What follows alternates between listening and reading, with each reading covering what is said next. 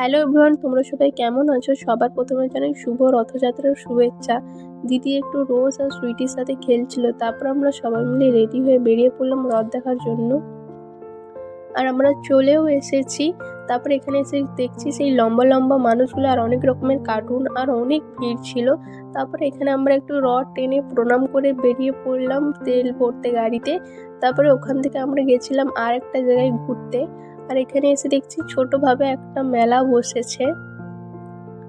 আমরা যে রথটা আগে টানতে গিয়েছিলাম সেই রথটাই এখানে আনা হবে, তারই লাইভ চলছে এখানে।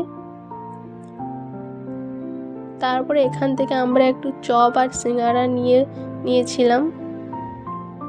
আর রাস্তায় দেখো ছোট ছোট ভাই বোনেরা কি সুন্দর রথ টানছে। তারপর আমরা বাড়ি চলে আসছিলাম। আর যদি ভিডিওটি ভালো লাগে লাইক কমেন্ট শেয়ার এবং চ্যানেলটি সাবস্ক্রাইব করে দিও। বাই।